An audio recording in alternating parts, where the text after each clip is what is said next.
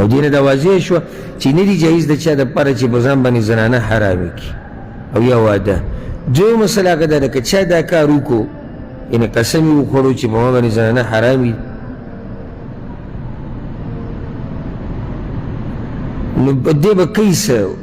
کول د دپاره دوه کاره دي. یو اول خو به دا کار کوي چې توبه به وباسي، ځکه چې دا حرام کار یې کړی دی، حلال حرامول حرام حلالول دا ناروا کار دی. نو دویم کار به دی دا کوي چې کفاره د قسم به ورکوي، ځکه دا قسم به دی لازم ماتوي. په دې له ښکلی دلیل او مثال به هم درکړم. پیغمبر صلی الله علیه وسلم په ځان باندې ګبین حرام کړی و که یا په ځان باندې ماریه حرامه کړې و کله چې د زنانو په منځ کې خبرې راغلي، نو الله ورته وویي لم تحرم ما احل الله لك، ولې حرامې په ځان باندې هغه څه چې الله ستا دپاره حلال کړي. بیا مخکې ورته الله وویي قد فرض الله لكم تحلة ایمانکم، الله په تاسو باندې بیا لازم کړي دي د دې قسمونو کولا وهل او حلالول. یعنې داسې قسمه قسم به سر ته نه رسې.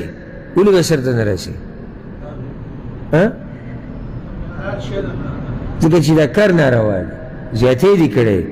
یو سړی قسم وخوري چې دا حرام به په ما باندې حلال یا حلال به ما حرام، دا خو نشي کېدی. نو دی به لازم کفاره د قسم ورکوي. بیا خو واده کوي که نه کوي جدا مسله ده، خو دلته سوال دا دی چې دی وایي چې په ما باندې واده حرام دی، دا یو جدا مسله ده. یو سړی وایي زه واده نه کوم، هغه به چې د بل ځای کې بیان کړو چې دا څنګه شریعت کې څنګه مسله دا ښه خبره ده که نه ده. یو سړی وایي زه واده نه کوم، دینداري خو نه ده، خو واضح شوي دینداري نه ده. یو سړی هسې وایي زه واده نه کوم، جدا مسله ده. خو یو سړی دا وایي چې واده په ما حرام دی، موږ د هغه مسله بیان حرام ورته نشي ویلی.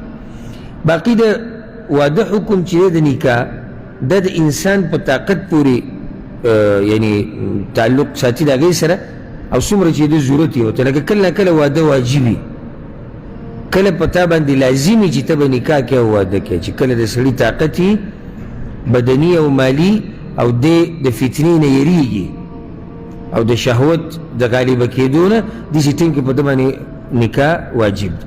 او دغه شان عام اوقاتو کې نکاح مستحب ده، د پیغمبر طریقه ده چې سړي ته پکار چې واده وکړي. کله نکاح مکروه وي یعنی نه کولی غوره وي، لکه یو سړی بیمار یا طاقت نه لري، نو کله مکروه شي، هغه ځان له یوه مسله ده. والله اعلم.